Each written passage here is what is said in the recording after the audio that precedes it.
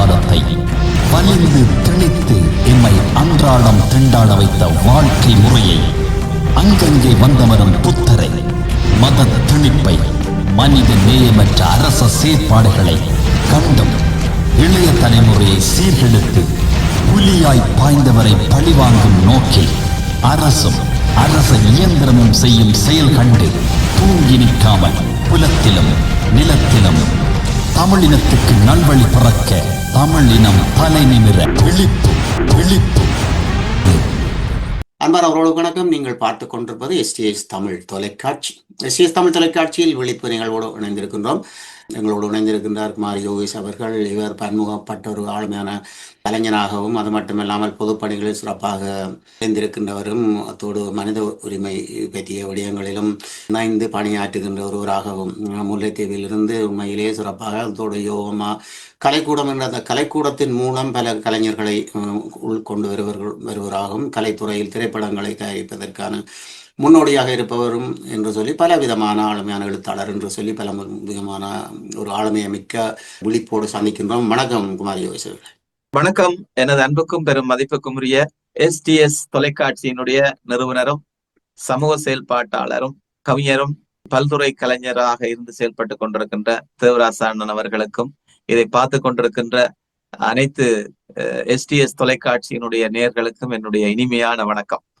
STS தொலைக்காட்சி 10வது வருடத்திலே காலடி வைத்து அந்த வெற்றி ஒரு சாதனை விருதுகளை எல்லாம் கொடுத்து பல்வேறு கலைஞர்களை ஊக்கப்படுத்திய உங்களுக்கும் முதல்ல என்னுடைய வாழ்த்துக்களை இந்த வேளையிலே தெரிவித்துக் கொள்ளலாம்.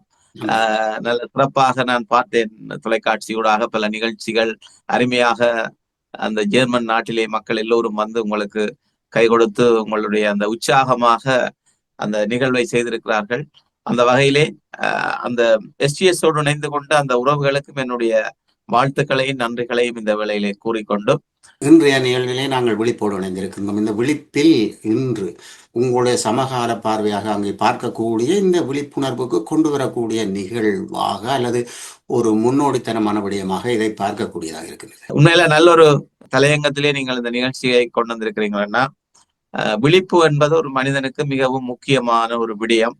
இப்பொழுதெல்லாம் இந்த விழிப்பு இல்லாமல் தான் அநேகமருடைய வாழ்க்கை மிக பாதிப்பான நிலைக்கு போய்கொண்டிருக்கிறது. அதை மீட்டெடுப்பது மிகவும் ஒரு கடினமான விடயமாக கூட நாங்கள் அதை நினைத்து கொண்டிருக்கின்றோம். அது பெற்றோர்கள் பிள்ளைகளை நினைத்து கவலைப்பட்டு கொண்டிருக்கிறார்கள். பிள்ளைகளுடைய எதிர்காலம் என்ற ஒரு கேள்விக்குறி ஆகிவிடுமோ என்ற பயத்தோடு எத்தனையோ பெற்றோர்களை நான் கண்ணூடாகவே இங்கே பார்த்து கொண்டிருக்கின்றேன்.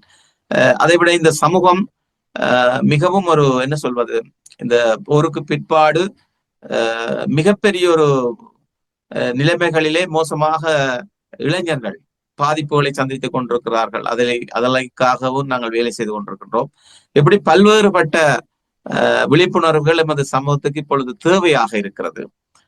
அந்த வகையிலே நீங்கள் எடுத்த இந்த விழிப்பு என்ற நிகழ்ச்சி கூடாக நான் நினைக்கின்றேன், இந்த பெற்றோர்களுக்கும் இந்த பிள்ளைகளுக்குமான ஒரு விழிப்பை நான் ஆரம்பத்திலே சொல்லலாம்னு நினைக்கின்றேன். நிச்சயமாக உண்மையிலேயே நாங்கள் இந்த போர்க்காலத்துக்கு பின் எல்லோரும் சமூகமாக இணைந்து வாழ்கின்ற வாழ்க்கை முறை மிக பாதிப்புக்கு உள்ளாகப்பட்டிருக்கின்றது தாயகத்தை பொறுத்தளவில். இன்று பார்க்க போனால் புறம்பெயர் நாடுகளில் உண்மையிலேயே எல்லோரும் 70-80% மிக சிறப்பாக எந்த ஒரு கெட்ட பழக்கங்களும் இல்லாமலுக்கு சிறப்பாக வாழக்கூடியதாக இருக்கின்றது. ஆனால் இது தாயகத்தில் கேள்விப்படும் போது போரிலே வாழ்ந்த மக்களின் சூழ்நிலை இப்படி மாறி இருக்கின்றது என்பது மிக ஒரு நாங்கள் கேட்பதற்கு எங்களுக்கு ஒரு மன வருத்தத்தை ஏற்படுத்துகின்றது அங்கே இருந்து கேட்கக்கூடிய விடயங்கள். அந்த வகையிலே நீங்கள் பார்க்கக்கூடிய ஒரு சமூகத்தின் விழிப்பாக இதை உங்களால் கணிப்பிடக்கூடியதாக இருக்கின்றது. இப்ப தற்காலத்துக்கு இளைஞர்களுடைய ஒரு நடத்தை அவர்களுடைய பாதை ஒரு மிக ஒரு பாரதூரமான அழிவு பாதை என்றுதான் சொல்லலாம். இன்று பெற்றோர்களாலையும் அவர்களை காப்பாற்றலாமா என்று யோசித்துக் கொண்டிருக்கின்ற இதே நேரத்திலே பாடசாலையிலும் பல்வேறுபட்ட அசம்பாவித சம்பவங்களை நாங்கள் பார்த்து கொண்டிருக்கின்றோம். குழு சண்டைகள், பல்வேறு போதை வஸ்துக்கு அடிமையாகிய இளைஞர்கள், பல கனவுகளோடு உழைத்து ஒரு நேரம் சாப்பிடுகின்ற குடும்பம் கூட என்னுடைய பிள்ளை நன்றாக படிக்க வேண்டும், என்னுடைய மகள் நன்றாக படிக்க வேண்டும் என்ற அந்த கனவோடு வாழ்கின்ற அந்த பெற்றோருக்கு ஒரு பெரிய பாரிய பேரிடியான செய்திகளை எல்லாம் இந்த பிள்ளைகள் கொடுத்திருக்கின்ற இந்த நிலைமைகளை நாங்கள் ஊடகத்தினூடாக பார்த்திருக்கின்றோம். இந்த இளையோரின் நடைமுறையை நீங்கள் ஒரு கண்காணிப்பாளராக, ஒரு உளவியல் ரீதியான கருத்துக்களை வழங்குவவராக நீங்கள் எப்படி பார்க்கின்றீர்கள்? இன்றைக்கு இலங்கையை பொறுத்தளவிலே பெற்றோர்கள் தான் இதுல கவனம் செலுத்தணும். என்னுடைய முதலாவது விடயம், பெற்றோர்கள் இதில் கவனம் இல்லை என்றுதான் நான் சொல்வேன். ஏனென்றால் இன்றைக்கு அதிகமான தந்தையர்கள் போதைக்கு அடிமையாகி இருக்கிறார்கள், பல்வேறு குடிப்பழக்கங்களுக்கு அடிமையாகி இருக்கிறார்கள். அப்ப இந்த பிள்ளைகளை பாதுகாக்கிறது அவர்களுடைய பொறுப்பு. அந்த பொறுப்பிலிருந்து அவர்கள் இந்த போதைக்கு அடிமையாகின்ற பொழுது முற்று முழுதாக அவர்கள் அந்த போதை தான் உலகம் என்ற அந்த கட்டமைப்புக்குள்ளே அவர்கள் அந்த வாழ்க்கையை தொலைக்கிறார்கள். இப்ப இந்த நேரத்துல இப்ப ஒரு குடும்பத்துல நீங்க பாத்தீங்கன்னு சொன்னா, அப்பா கூலி வேலை செய்யக்கூடிய ஒரு ஆளா இருப்பார். அதே நேரத்துல அம்மா கஷ்டப்பட்டு ஏதோ ஒரு கூலி வேலை செய்து கொண்டு, இப்ப அப்படி 2 பேரும் செய்தா தான் அதை குடும்பத்தை கொண்டு நடத்தலாம்.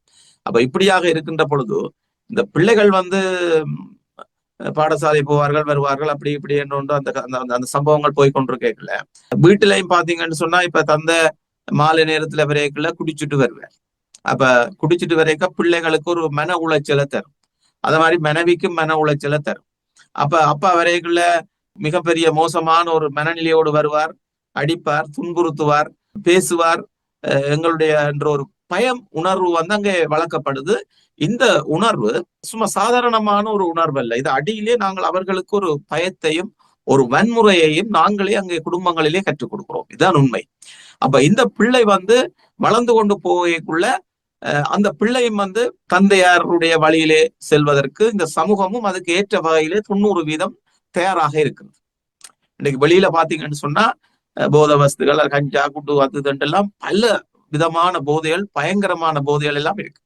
அப்ப இந்த பிள்ளைகளும் வெளியில போனாலும் நண்பர்களோட அந்த பிரச்சனைக்குள்ளான் வர்றாங்க.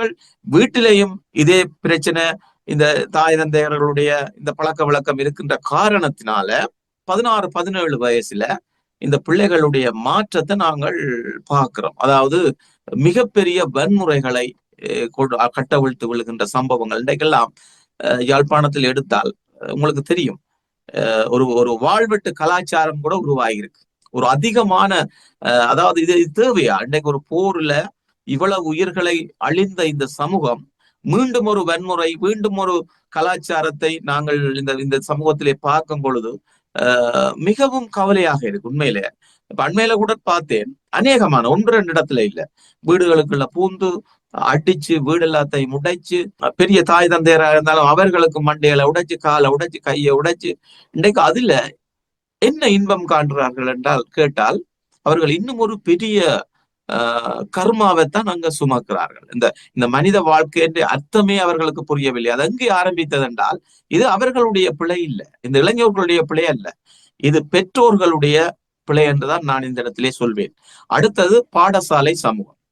இன்றைக்கு பாடசாலையில இந்த இளைஞர்களுக்கு நாங்கள் வெறுமனையே கல்வியைத்தான் போதிக்கிறோம். கல்வியும் ஒரு போட்டியாக போய்கொண்டிருக்கு. இன்றைக்கு உங்களுக்கு தெரியும், கல்வி முறைகள் எல்லாம் ஒரு பாரதூரமான போட்டியில தான் போகுது. அந்த பிள்ளைகளுக்கு ஒரு உளவியல் ரீதியாக, மன ரீதியாக அவர்களுக்கு ஒரு விழிப்புணர்வுகளை ஏற்படுத்தக்கூடிய மனநிலைகள் இன்றைக்கு பாடம், அதாவது எங்களோட மூல வளர்ச்சிக்கான கல்வி வேற, உளவியல் ரீதியாக எங்களை உணர்வுகளை கட்டுப்படுத்துவது வேற. இது ரெண்டையும் நாங்கள் ஒப்பிட்டு பார்க்க முடியாது. ஒரு மிகப்பெரிய டாக்டராக படிக்கின்ற பிள்ளை, அல்லாடி ஒரு ஆசிரியராக படிக்கின்ற பிள்ளை, அல்லாடி ஏதோ கலைத்துறையில படிக்கிற பிள்ளைய நாங்கள் உளவியலாக பார்த்தோம் என்று சொன்னா, உளவியல் ரீதியா பார்த்தோம் என்று சொன்னா, அவர்களுடைய கல்வி வளர்ச்சி பெறுமதியாக இருக்கும். இத்தனை புள்ளி அத்தனை புள்ளி என்று நாங்கள் பாராட்டலாம்.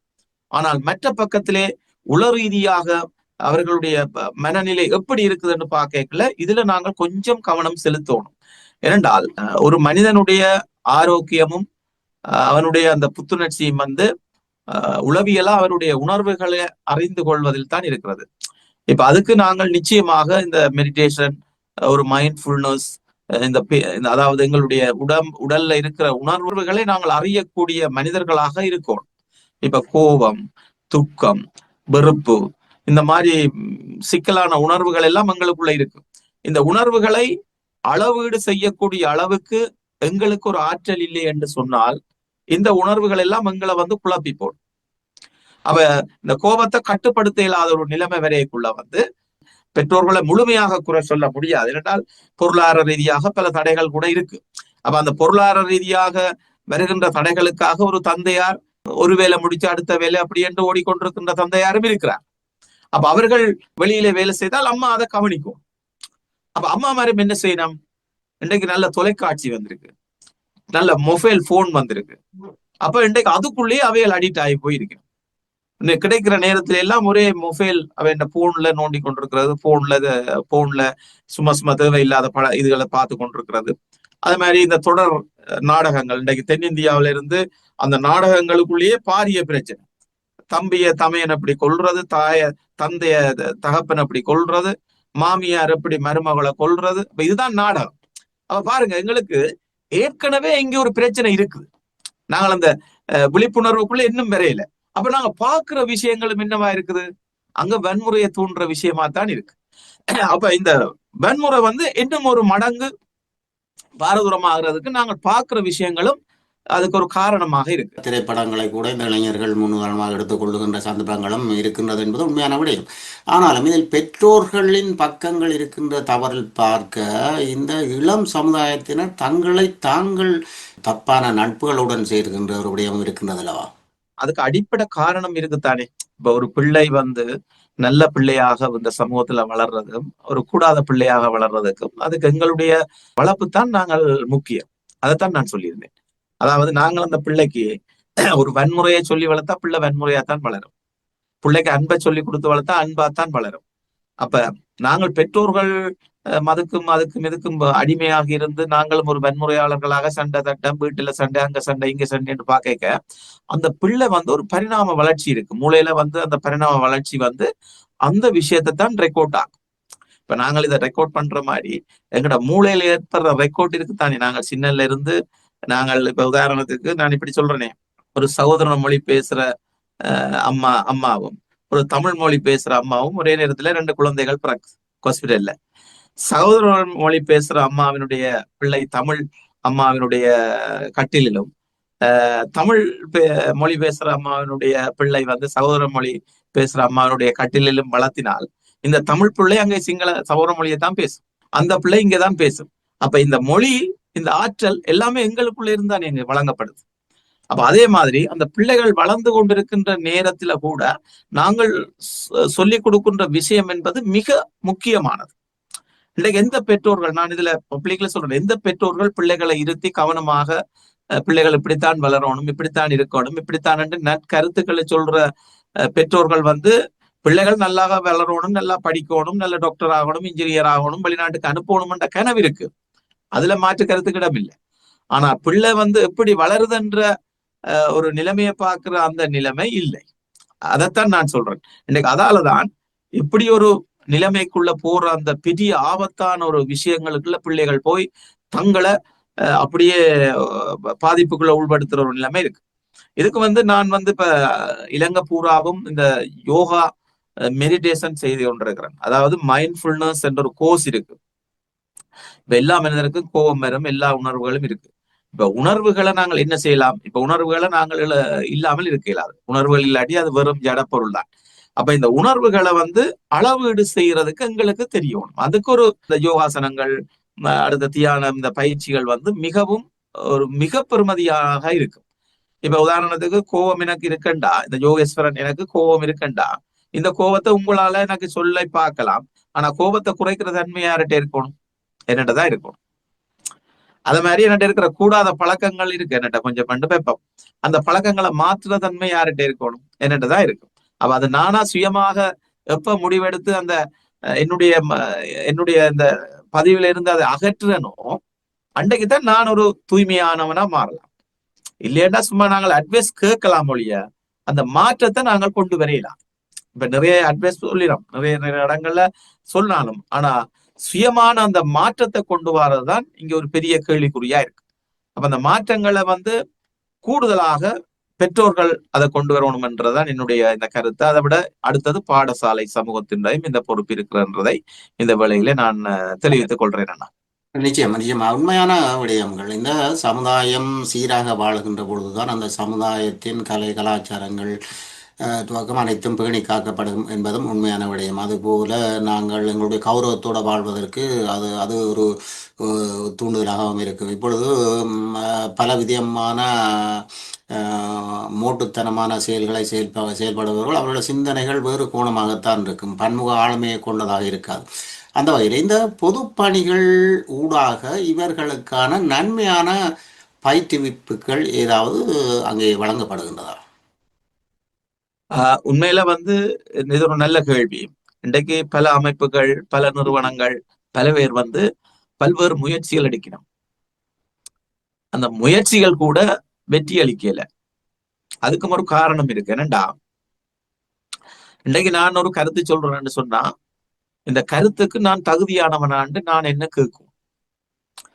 இப்ப நான் சில குற்றங்களையும் நான் பிழைகளையும் நானே தண்ணி அடிச்சுட்டு நான் சமூகத்துக்கு சொல்ல முடியாது. சொன்னால் அதுல மாற்றம் வரப்போறது இல்லை. முதல்ல யோகேஷ் என்ற ஒரு நபர் அவர் எப்படி இருக்கிறார், அவர் தண்ணி அடிக்கிறாரா, அவர் அதுக்கு தகுதியான்றது முக்கியம் தானே. அப்ப நான் பாக்குறேன், இந்த சமூகத்துல நாங்கள் கருத்து சொல்ல போறவர்கள் நாங்கள் அதுக்குரிய தகுதியான முறையில போய் அதை சொல்லும் பொழுது அதுல நிச்சயமாக நாங்கள் ஒரு வெற்றி காண முடியும்.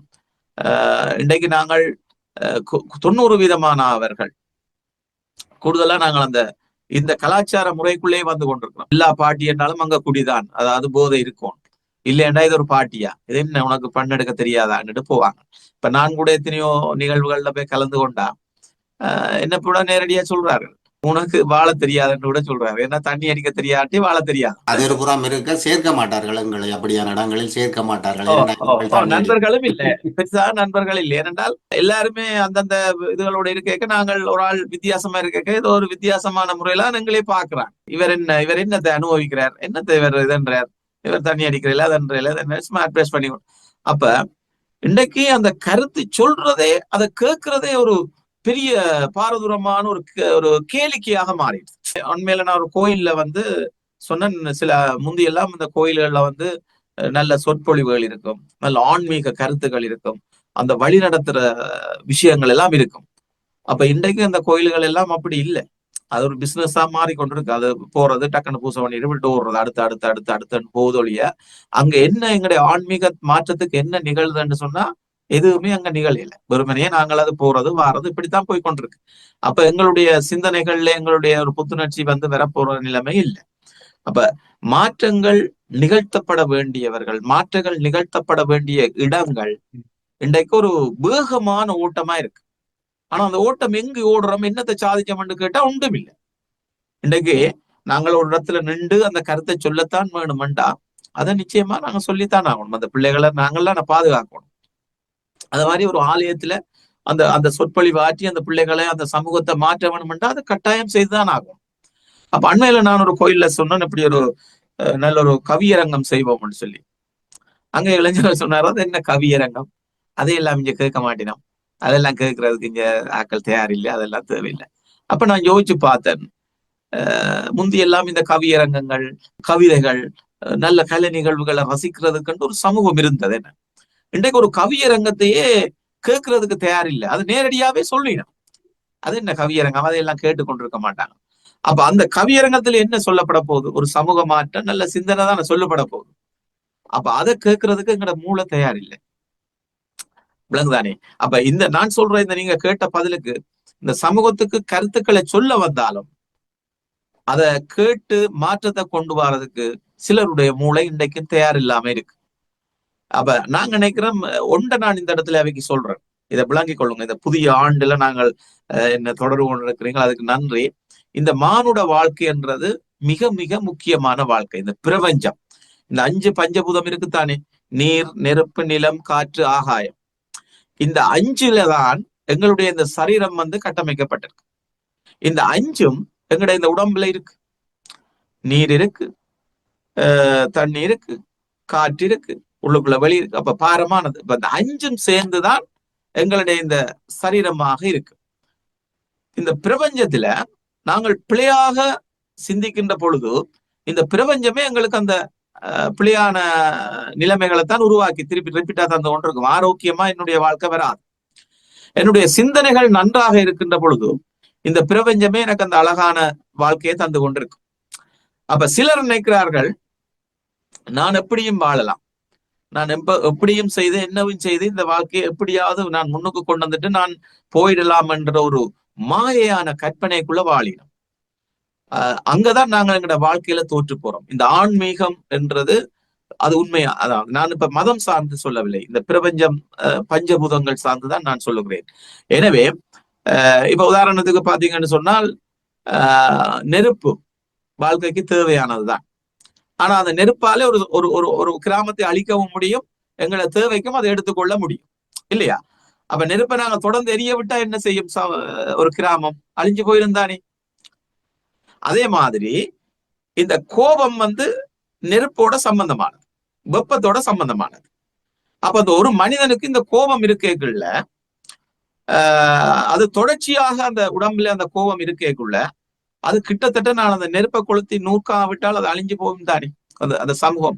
அதே மாதிரி எங்களுக்குள்ள அந்த கோப உணர்வு முழுசாக இருக்குமாக இருந்தால் குடும்பம், பிள்ளைகள், சமூகத்தோட நாங்கள் வாழ முடியாது. அது அந்த எரிச்ச மாதிரி அது சாம்பலாக்கிப்போம். அந்த சமூகத்தையே, அந்த வாழ்க்கையே அதை எரிச்சு விட்டுரும். அப்ப இது ரியல், நான் சொல்ற உண்மையான கருத்து. பாருங்க, வெளியில இருக்கு, எங்களிலேயும் இருக்கு, அதே வெப்பநிலை இருக்கு இல்லையா?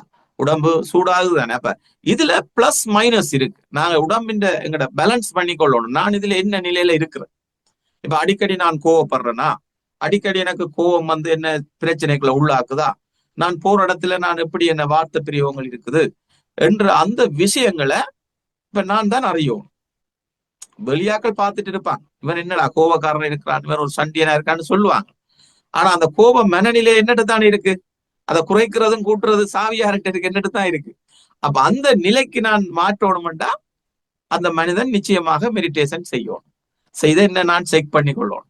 அப்ப அந்த கோபம் அவர்ல இருந்து அளவீடு, இது ஒரு பெரிய பயிற்சி. இதை நான் இப்படி சொல்லி விளங்கப்படுத்த முடியாது. இருந்தாலும் நாங்கள் இந்த விழிப்பு என்ற பக்கத்துல அதை தொட்டு செல்லலாம் என்று தான் சொல்றேன்.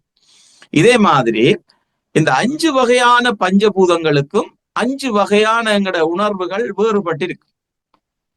இப்ப வாட்டர், தண்ணி எடுத்தீங்கன்னு சொன்னா தண்ணி எங்களுக்கு தேவை, எங்களோட உடம்புலையும் வாட்டர் இருக்கு, இந்த வெளியிலையும் இருக்கு.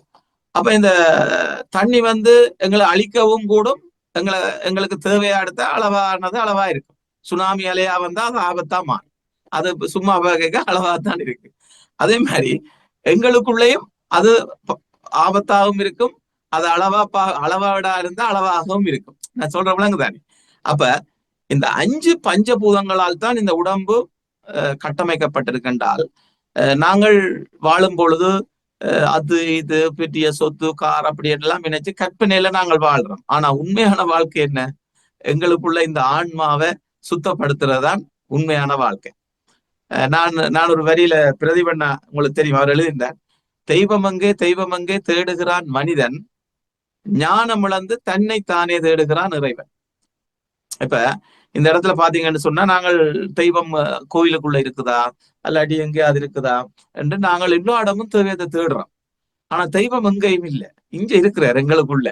ஆனா எங்களுக்குள்ள தட்டி பாக்குறதுக்கு, எங்களுக்குள்ள அந்த உணர்வை நாங்கள் திருப்பி எங்களை நோக்கி பாக்குறதுக்கு எங்களுக்கு அந்த மனநிலைகளை சரி பண்ணிட்டோம்னா சரி. ஒரு சின்ன அதை நாங்கள் செக் பண்ணுவோம். அதாவது இப்ப எனக்குள்ள நிறைய குற்றங்குறை எல்லாம் இருக்கும், வெறுப்பு, கோபம், அடுத்தவனை விமர்சிக்கிறது, அடுத்தவனை தூற்றுறது, அடுத்தவன் வாழ்க்கை நல்லா இருக்கக்கூடாதுன்னு சிந்திக்கிற குப்பை குணம் எல்லாம் எனக்குள்ள இருக்கும். ஆனா இந்த குணத்தை வச்சுக்கொண்டு நான் நல்ல பட்டையும் பூசி நல்ல கடவுளை போற உடவெல்லாம் கும்பிட்டு கொண்டு கடவுளே ஒன்று இருந்தால், கடவுள் ஒரு நாளும் எனக்கு அந்த அருளை இங்க இருந்த கடவுளும் கொண்டு தர போறது இல்லை.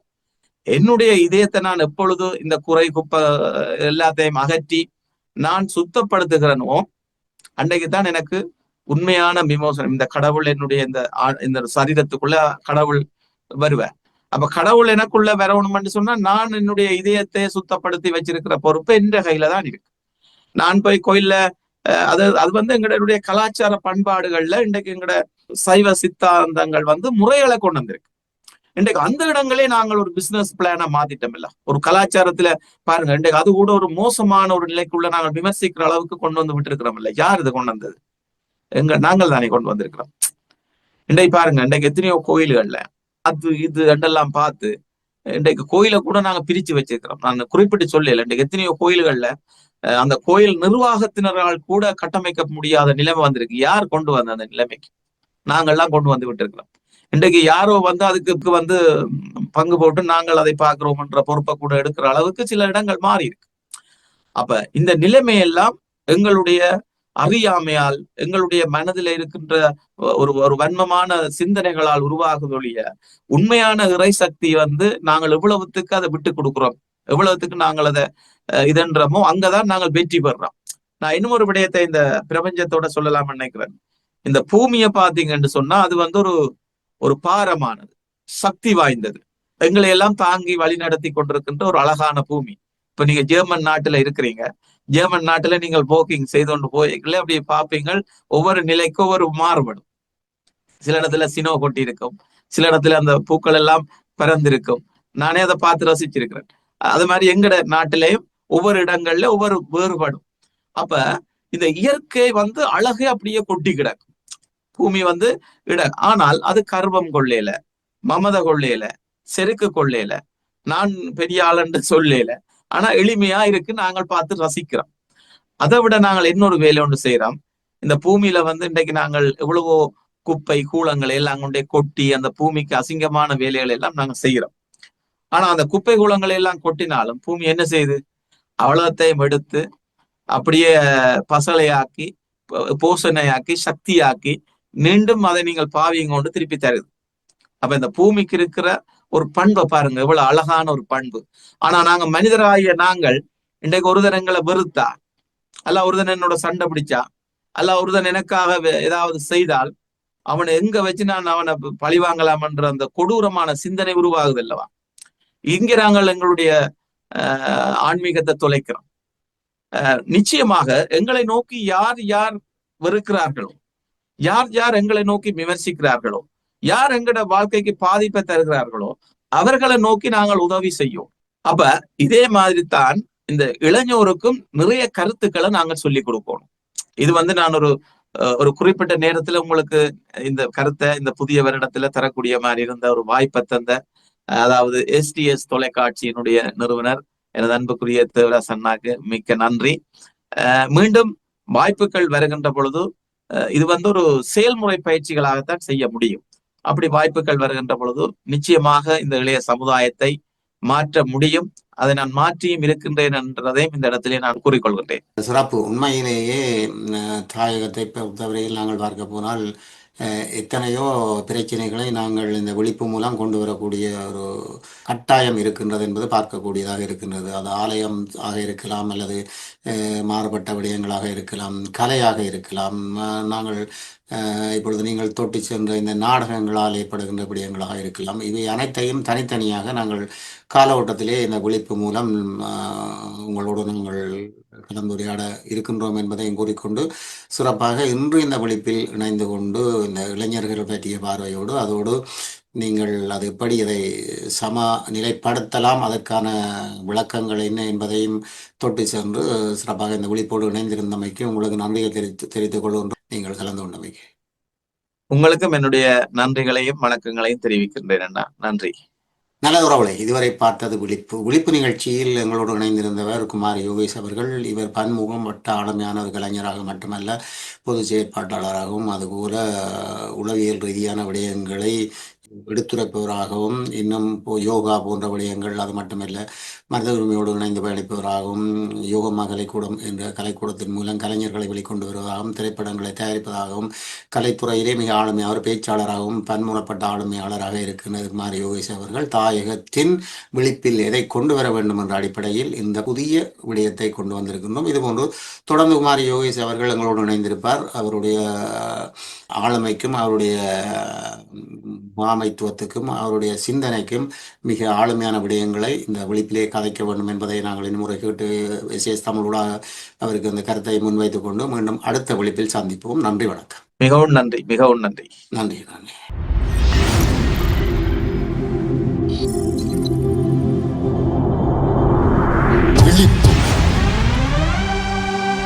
தொடரும் அடக்குமுறைகளை, ஆக்கிரமிப்புகளை, அரச பயங்கரவாதத்தை வலிந்து திணித்து எம்மை அன்றாடம் திண்டாட வைத்த வாழ்க்கை முறையை, அங்கங்கே வந்தமரும் புத்தரை, மத மனித நேயமற்ற அரச செயற்பாடுகளை கண்டும் இளைய தலைமுறையை சீர்கெடுத்து புலியாய் பாய்ந்தவரை பழிவாங்கும் நோக்கில் அரசும் அரச இயந்திரமும் செய்யும் செயல் கண்டு தூங்கி நிற்காமல் புலத்திலும் நிலத்திலும் தமிழினத்துக்கு நல்வழி பிறக்க தமிழினம் தலை நிமிர விழிப்பு விழித்தெழு விழிப்பு